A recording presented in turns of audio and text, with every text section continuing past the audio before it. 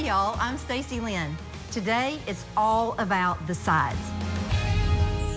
So right now we're going to be doing the perfect mashed potato. There is nothing like perfect mashed potatoes, and I'm going to give you a whole lot of tips, and you need to stay all the way to the end because tips are coming your way the whole way through.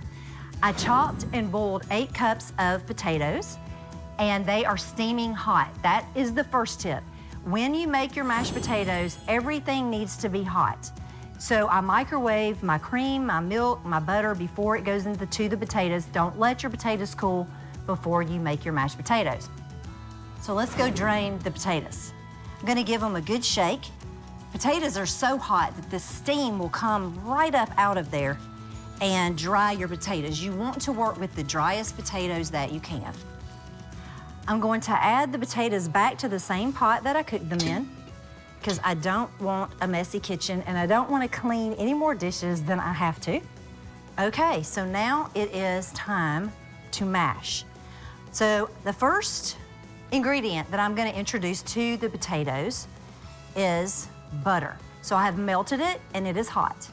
So I'm going to pour that right over the potatoes and incorporate it a little at a time. So that's the next tip. You need to incorporate butter in any of your liquids a small amount at the time so that things don't get out of hand and get too gummy. Because sometimes you can add so much fat or so much liquid that it can get grainy or gummy. You need to keep a good eye on it. I'm not using a mixer. I don't want to introduce a lot of air to this. That causes gumminess as well, and I do not like gummy mashed potatoes. All right, so I'm gonna pour this right over. Okay, incorporate that. I'm gonna go ahead and add about a tablespoon of salt. And I recommend that you use salt in your water when you're boiling the potatoes. I like that better than actually adding it after the fact, but you'll still have to add a little bit of salt, most likely. Now I'm gonna add my half and half and my heavy whipping cream. I'm just gonna pour those together so that I can slowly pour them into the mashed potatoes.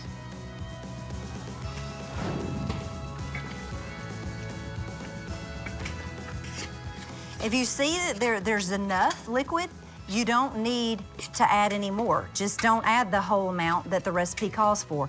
You never really know exactly, and you kind of have to look at it and tell. Okay.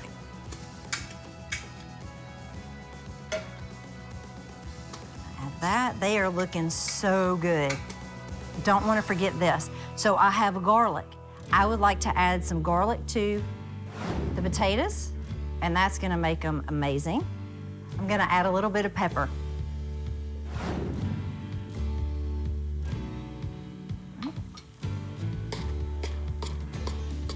They look so good. Now I'm gonna get a tasting spoon and taste it and then adjust the seasonings. It tastes great to me. Okay, so now I'm gonna use the mixer just for a minute, not for very long, but just to get a few lumps. I did have a lump. So I'm gonna turn that on and just go just for a minute. So there you have it, mashed potatoes, one of my family's favorite side dishes. Keep watching for more sides on Cooking with Stacy Lynn.